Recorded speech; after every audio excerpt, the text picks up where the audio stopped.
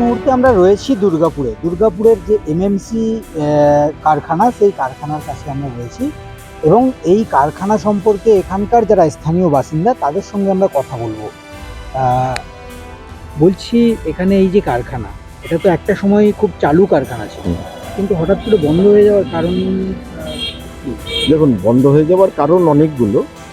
তার মধ্যে ইউনিয়নের মানসিকতা, সেন্ট্রাল গভর্নমেন্টের উদাসীনতা এবং স্টেট গভর্নমেন্টেরও উদাসীনতা, এই সব মিলেমিশে এমএনসি কারখানা বন্ধ হয়েছিল। নিয়ার অ্যাবাউট 7,500 জন শ্রমিক কাজ করতেন। কি তৈরি হতো? এখানে মেনলি মাইনিংয়ের জিনিসপত্রই তৈরি হতো, যে মাইনিং করে মাটির নিচ থেকে মাল ওপরে তোলার জন্য কনভেয়ার বেল্ট থেকে আরম্ভ করে এই সমস্ত জিনিসগুলোই মেনলি তৈরি করা হতো। মাইনিং রিলেটেড সমস্ত জিনিস সেগুলো। আপনার ইউএসএসআর যখন ছিল তখন বেশিরভাগ মালটা, যেহেতু কোলাবোরেশন উইথ ইউএসএসআর ছিল, তো ইউএসএসআরে যেত। আর তাছাড়াও আমাদের কোল ইন্ডিয়া থেকে আরম্ভ করে সমস্ত কোম্পানি আমাদের এই এমএনসির মাল নিত।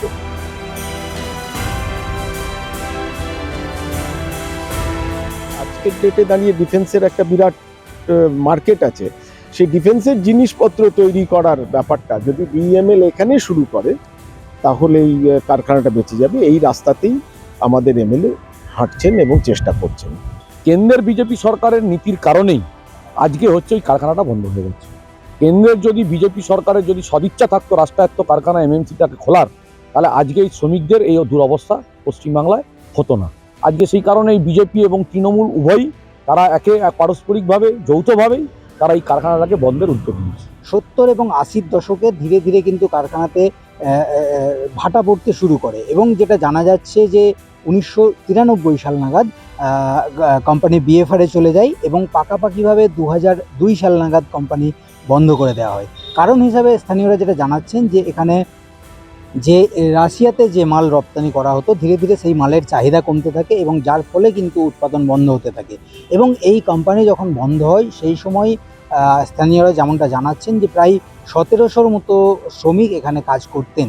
যদিও এই কোম্পানির যখন রপ্তানি একদম তুঙ্গে, তখন এখানে প্রায় 8 থেকে 9,000 শ্রমিক কাজ করতো। ধীরে ধীরে সেটা কমতে কমতে 1700 শ্রমিকে এসে দাঁড়ায় এবং 2002 সালে এটাকে পাকাপাকিভাবে বন্ধ করে দেওয়া হয়। স্থানীয়রা যেটা জানাচ্ছে যে যদি এই কোম্পানি বা এই কারখানা পুনরায় খোলার ব্যবস্থা করা হয়, সেই ক্ষেত্রে এলাকার যে আর্থসামাজিক পরিকাঠামো, আর্থসামাজিক পরিস্থিতি, সেই পরিস্থিতিতে আমূল পরিবর্তন আসবে এবং স্থানীয় যারা রয়েছে তারা এখানে কাজ পাবে। ফলে অর্থনৈতিক যে অবস্থা, এলাকার যে অর্থনৈতিক অবস্থা, তাতে অবশ্যই উন্নতি হবে। দুর্গাপুর থেকে ক্যামেরায় তন্ময় দাসের সঙ্গে মোতাহার হোসেনের রিপোর্ট, দ্য কয়েন।